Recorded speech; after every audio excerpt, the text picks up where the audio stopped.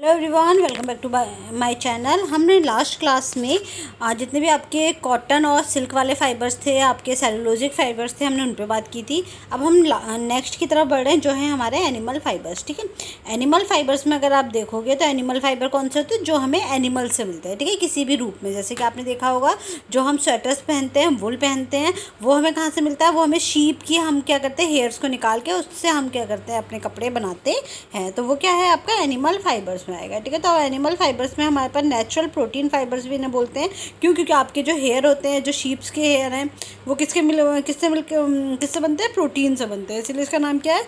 Natural protein fibres. ठीक है, इसमें आपके दो तरह के हैं, कैरोटीन और सीक्रेटेड इंसेक्ट। ठीक है, कैरोटीन कौन सा है? कैरोटीन प्रोटीन वो होते हैं जो हमारे हेयर हैं। ठीक है, तो जो हम हेयर से निकाल रहे हैं, हेयर और फर से ले रहे हैं। जैसे कि हमने क्या किया, शीप पाली, जो भेड़े पालते हैं, फिर उसके ऊपर क्या हमने क्या किया, उसकी ट्रिमिंग कर ली हेयर्स की, और उन हेयर्स की ट्रिमिंग से ही हमने क्या बनाया, वो हेयर किसके बने हुए हैं? कैरोटीन के बने हुए होते हैं। कैरोटीन में सल्फर पाया जाता है। ठीक है, कैरोटीन में क्या पाया जाता है? सल्फर पाया जाता है। और जो सल्फर पाया जाता है, इसके चलते उसमें क्या पाया जाएगा? सल्फर लिंकेज पाया जाएगा। ठीक है, सल्फर एक केमिकल है जो उसके अंदर पाया जाता है, तो उसके चलते उसमें सल्फर लिंकेज पाया जाता है हमारे वुल के अंदर। ठीक है, जो ऊन है, ठीक है, कैराटीन जो है उसके अंदर। तो इससे क्या होता है ना, जैसे क्रिम्पनेस सी आ जाती है। क्यों? क्योंकि क्रिम्पनेस इन सरफेस इस्तेमाल होकर अलग अलग तरह का प्रोटीन ओरिएंटेशन देता है। ठीक है, कॉम्प्लेक्स स्ट्रक्चर बन जाता है इससे। ठीक है, जो आपका सल्फ़र है, सल्फ़र इस तरीके से टेढ़ा मेढ़ा होकर जुड़ता है, जिससे क्या होता है, उसमें क्रिम्पनेस आ जाती है।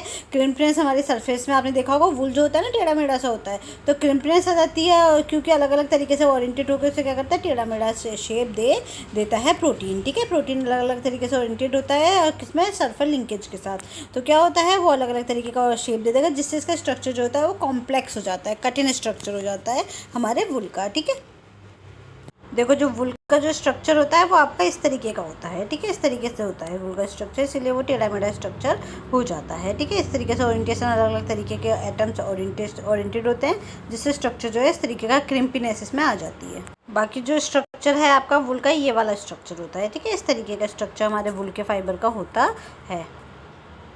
ठीक है, तो जो हमारा वुल है, वुल क्या होता है? आपका कैरोटीन है, यानी कि जो आपका प्रोटीन होता है, कैरोटीन प्रोटीन, उससे हमारे हेयर भी बने हुए होते हैं। इसीलिए जो हेयर के जो प्रोडक्ट आता है, उसमें कैरोटीन का ऐड भी आपने देखा होगा। तो कैरोटीन प्रोटीन से हेयर बने हुए होते हैं, जो आपकी शीप वगैरह हैं।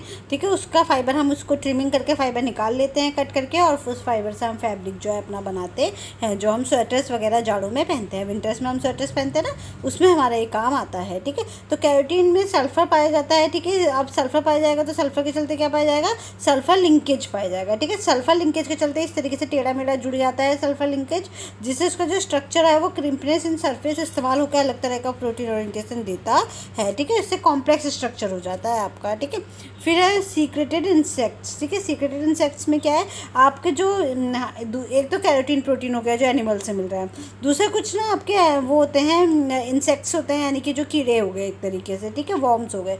ठीक है, तो जैसे सिल्क वॉर्म हो गया, तो वॉर्म्स का जो वो है, उसमें से क्या करता है, उसके आपके सिल्क के वॉर्म के बॉडी में से एक तरीके का केमिकल निकलता है। वही केमिकल जो है वो हार्ड होकर के क्या बना देता है, फाइबर का शेप ले लेता है। ठीक है, अभी हम इसे पढ़ेंगे।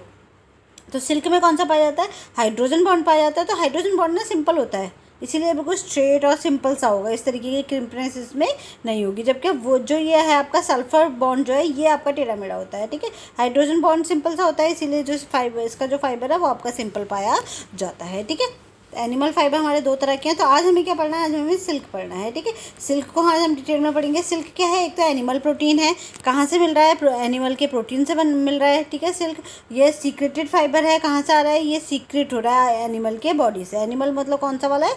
वॉर्म है, एक कीड़ा है। ठीक है, उसकी बॉडी से सीक्रेट होता है। ठीक है, इसको सिल्क को हम क्वीन ऑफ द फैब्रिक भी क्यों बोलते हैं? क्यों? क्योंकि सबसे महंगा, गॉर्जियस लुक देता है आपको, बहुत प्यारा सा एक फाइबर होता है, जो देखने में भी ऐसा लगेगा जैसे कि कितना रिचनेस उसके अंदर ही होती है। ठीक है, तो ये क्या है? क्वीन ऑफ द फाइबर इसको हम बोलते हैं। Obtain from silk worm. ठीक है, कहाँ से मिलता है सिल्क आपको? सिल्क आपको मिलता है सिल्क वॉर्म से आपको मिलता है। ठीक है, फिर है एविडेंस है हमारा सिल्क इन्वर्टेड इन चेन। अब ये ऐसा देखा गया है कि जो सिल्क की जो इन्वेंशन हुई थी, कहाँ खोजा गया था? चाइना में खोजा गया था ये। ठीक है, वहाँ पे अर्ली 1725 BC में चाइना में खोजा गया था। वैसे एग्जाम में आएगा नहीं कब खोजा गया था, लेकिन ऐसा माना जाता है कि चाइना में सबसे पहले सिल्क के वॉर्म को ढूंढा गया था और सिल्क के वॉर्म में से सिल्क बनानी शुरू उन्होंने की थी। ठीक है, तो सबसे पहला कहाँ से हो गया आपका, सिल्क हो गया। ठीक है, सी लिंग ची, ठीक है, सी लिंग ची कौन थी, ये चाइनीज़ प्रिंसेस थी। ठीक है, सी लिंग ची कौन थी, चाइनीज़ प्रिंसेस थी। ठीक है, ये जो चाइनीज़ प्रिंसेस थी इन्होंने एक दिन क्या किया, इनके हॉट वाटर के जो कप है उसके अंदर आपका जो सिल्क कोकून जो है वो गिर गया था। तो इन्होंने जब उस सिल्क कोकून को हॉट वाटर से, गर्म पानी में से निकाला अपने कप में से, तो उसमें देखा कि एक लंबा सा थ्रेड निकल करके आया है। फिर उन्होंने अपने हस्बैंड्स के लिए, अपने फादर के लिए, पता नहीं किसके लिए बनाया था, एक बहुत अच्छा सा फैब्रिक उससे बनाया था। ठीक है, चाइनीज़ नर्चर। फिर इसके बाद क्या हुआ, जब सिल्क मिला तो उन्होंने फिर उससे कुछ फैब्रिक्स बनाने शुरू किए और फिर तभी से चाइनीज़ ने क्या किया था, वहाँ के जो चाइना के लोग हैं उन्होंने सिल्क वॉर्म को पालना शुरू किया।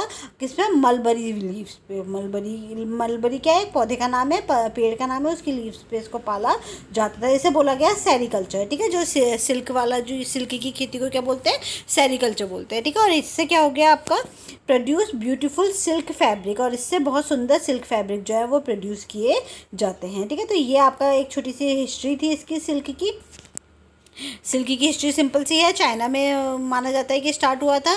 तो उसके बाद फिर और लोगों ने भी धीरे धीरे इसमें इसकी अवेयरनेस हुई और लोगों ने भी इसको उगाना शुरू कर दिया, पालना शुरू कर दिया। ठीक है, तो ये आपका एक बेसिक सा इसका इंट्रोडक्शन है। ठीक है, फिर इसमें है, आप देखोगे चाइनीज़ जो है, डिग्री ऑफ पॉलीमराइजेशन में इसका क्या पाया जाएगा, अमीनो एसिड पाया जाएगा। प्रोटीन से बनता है ना, तो प्रोटीन से बनता है तो उसमें क्या पाए जाएंगे, जो अभी हमने देखा था उसमें क्या पाए जाएंगे, इस तरीके से जुड़े हुए जो होंगे आपस में, अमीनो एसिड आपस में जुड़े हुए होंगे। ठीक है, और 300 से लगेगा 3000 प्लस तक के पॉलीमर इसके अंदर पाए जाते हैं। पॉलीमर मैंने बताया था ना कि कोई भी फाइबर है उसके अंदर जो एटम्स हैं, ठीक है, वो मोनोमर और पॉलीमर एक एटम होते हैं, फिर एक एटम मिलकर के बहुत सारे एटम्स बनाता है। ठीक है, तो उसे पॉलीमर्स बोलते हैं। ये हम पढ़ चुके हैं अपने पहले लेक्चर में। तो लगभग इसमें 300 से 3000 प्लस तक के अमीनो एसिड के पॉलीमर पाए जाते हैं। ठीक है, क्योंकि प्रोटीन है तो ऑब्वियसली प्रोटीन किससे मिलकर बना होता है, अमीनो एसिड से मिलकर बना होता है। तो इसमें भी क्या पाया जाएगा, अमीनो एसिड ही पाया जाएगा। ठीक है, तो पहले तो चाइनीज़ ही उगा रहे थे इसको, फिर चाइनीज़ के बाद ये रोमन में भी उगाना शुरू किया गया। ठीक है, रोमन एम्पायर में भी उगाना शुरू, इसको पालना शुरू किया गया। कौन से थे, बेजेंटिव्स है, रोमन एम्पायर थे ये, वहाँ के शासक थे रोमन के। इन्होंने भी क्या किया, produce very rich silk fabric, बहुत अच्छा सिल्क फैब्रिक इन्होंने प्रोड्यूस करना शुरू किया। ठीक है, और इसके जो सिल्क के नोट्स हैं हिंदी इंग्लिश में दोनों, मैंने अपने टेलीग्राम ग्रुप में डाल दूँगी मैं। ठीक है, डाल ही दिए हैं, तो आप वहाँ से देख सकते हैं इसके हिंदी इंग्लिश के नोट्स। ये तो शॉर्ट नोट से पढ़ा रही हूँ, पर इसके जो डिटेल नोट्स हैं वो मैंने टेलीग्राम में डाल दिए हैं। ठीक है, अब इसके बाद क्या, 12th एंड 13th सेंचुरी में इटली में भी क्या हो गया, सिल्क का प्रोडक्शन स्टार्ट हो गया था। ठीक है, सिल्क के प्रोडक्शन में अगर आप देखोगे तो फर्स्ट पोजीशन चाइना की है। ठीक है, first position in silk production and high quality position silk. ठीक है, बहुत अच्छी क्वालिटी का सिल्क जो है प्रोड्यूस करता है चाइना। ठीक है, और second position in silk production India की है। कॉटन में भी यही था, है ना, फर्स्ट किसकी थी, चाइना की थी, और सेकंड हमारी इंडिया की थी। इसी तरीके से इसमें भी है। ठीक है, अब सेरीकल्चर कहाँ से स्टार्ट हुआ है, सेरीकल्चर के बारे में हम पढ़ेंगे। सेरीकल्चर क्या है, सेरीकल्चर आपका कल्टीवेशन ऑफ सिल्क वॉर्म को पालना। ठीक है, क्या कहलाएगा, सेरीकल्चर कहलाएगा। ठीक है, किस पर्पज से पाल रहे हैं हम, ताकि उसमें से क्या कर सकें, सिल्क फिलामेंट को प्रोड्यूस कर सकें। ठीक है, सिल्क एक अकेला नेचुरल फिलामेंट फाइबर है ना, ये हमने देखा है कि एक अकेला, बाकी सारे क्या होते हैं, स्टेपल होते हैं। ठीक है, बाकी सब छोटे फाइबर निकल के आते हैं, लेकिन सिल्क ही है जो इतना लंबा फाइबर निकल के आता है। ठीक है,